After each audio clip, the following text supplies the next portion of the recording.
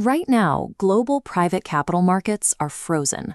High interest rates and restrictive policies have brought the past decade's free-flowing deployment to a near standstill. But isolating the data for India's venture capital and growth equity market in 2025 reveals a counter-cyclical trend. This split-screen chart illustrates the divergence.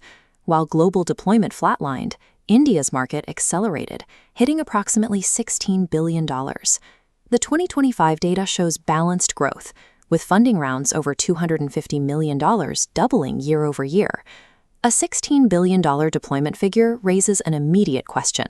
Is this a return to the subsidized burn rates of the last cycle, or evidence of a structural upgrade in capital efficiency?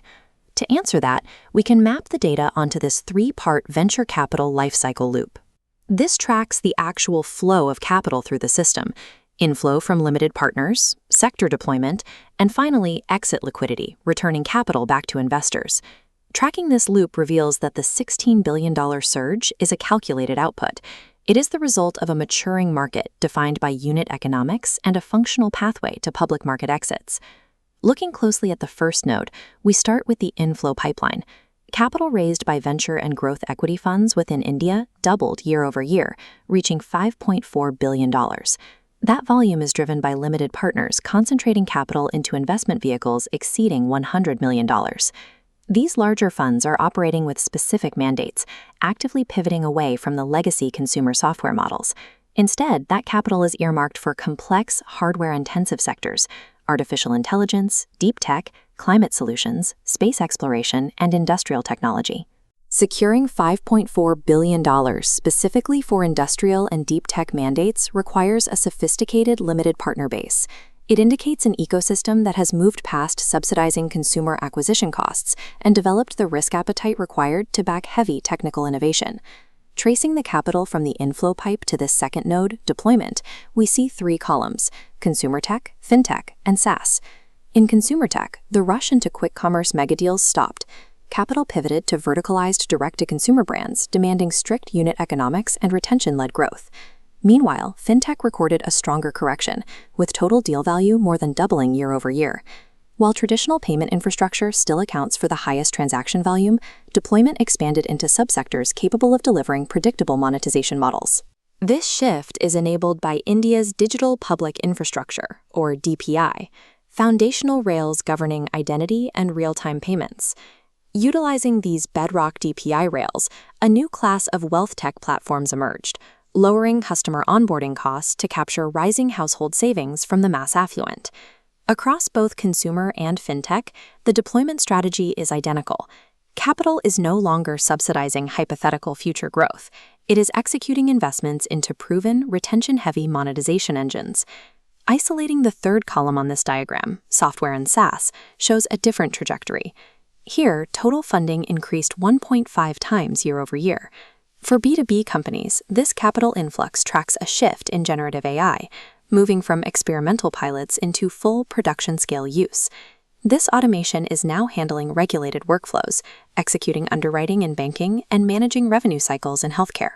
These advanced production-scale models are entirely replacing the disjointed, manual legacy processes of the past with highly reliable, frictionless, and intelligent automated systems. The 1.5 times surge in SaaS funding reflects this shift. Artificial intelligence is no longer restricted to theoretical hype.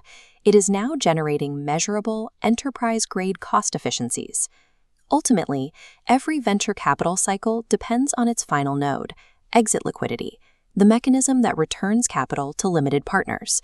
In 2025, the total dollar value of exits held steady, but the structural composition became more reliable.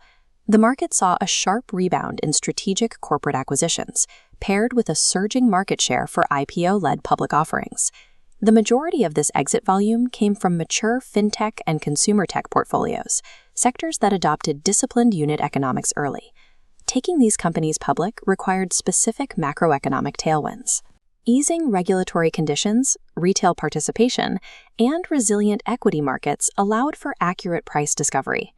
By establishing execution certainty from private scale to public markets, the ecosystem cleared the historical bottleneck that previously trapped capital in aging private companies. This final node proves the system works. An open, reliable exit pathway de-risks the venture asset class, validating the original $16 billion deployment. Zooming out on the venture capital lifecycle loop brings the data into context. From a $5.4 billion inflow through disciplined sector deployment and out via public market liquidity, the $16 billion market operates as a functional, circular capital loop. But this financial machinery cannot operate in a vacuum. It requires a stable physical and economic base to function. The continuous flow of venture capital rests on a macroeconomic foundation characterized by sustained public capital expenditure, digital infrastructure spending, and resilient domestic consumption. The volatility typically associated with emerging market bets has been replaced by the predictable mechanics of a mature financial system. With tighter corporate governance, clear visibility into exit pathways, and an absolute mandate for disciplined capital allocation, the conditions for steady expansion remain firmly locked in.